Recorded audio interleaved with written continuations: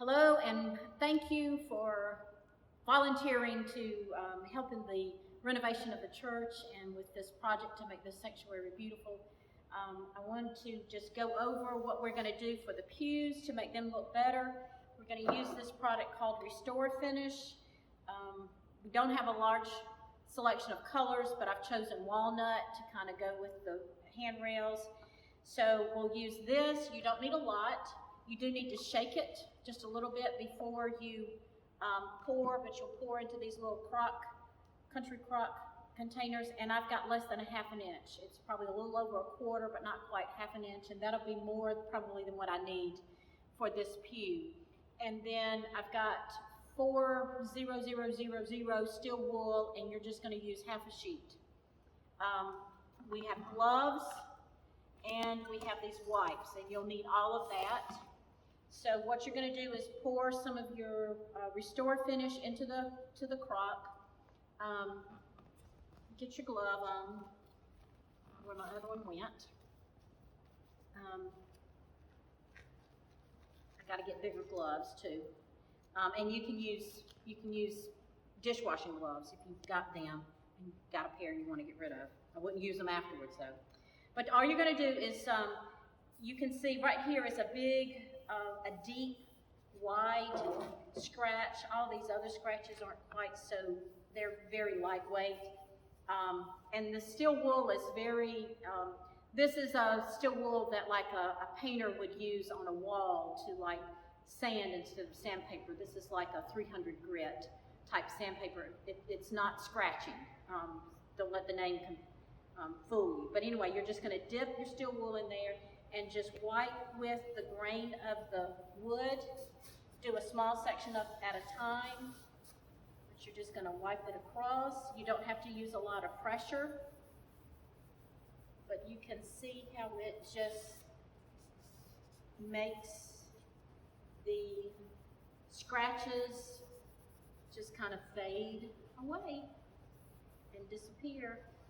And the steel wool is like a piece of fabric. You'll be able to, like in this crease right there where the wood is joined, you'll be able to get in there good. But just do several swipes across until you feel like you've covered everything and covered it well. Wiped over it 2 or 3 times. And after you've done that, wipe around the back, get a little bit more for the back here.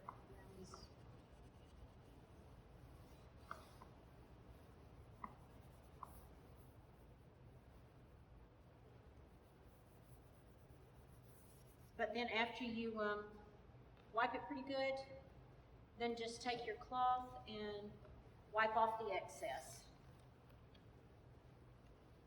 And that is it. Usually, you have to apply very little pressure. It's just truly a wipe, as if you were just wiping it like I am now with a cloth. Sometimes on the tops, you might put a little bit more pressure.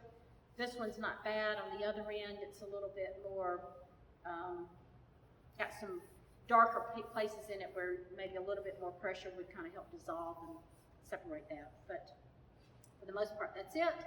You do want to do the outside, the inside. You want to do this around here where the wood is exposed all the way down to the floor, the front, and on the inside. This is always a bad spot right there. On the back side, you may not need to do the whole section.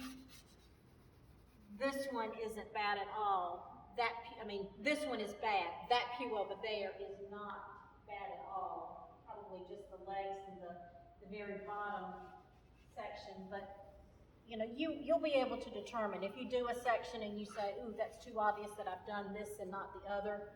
And sometimes after you get to the end, you've got enough of the excess on your cloth, wiping it across the bottom here, maybe all you need to do is just, do that instead of with this on the whole thing. Like, we definitely want to wipe out all of those.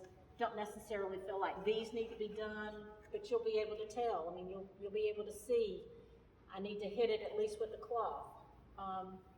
It is it has some oil, it has a little residue in it, but you just want to make sure you hit all the areas that have, you know, visible scratches, and just make it look pretty again, make it look new with very little effort.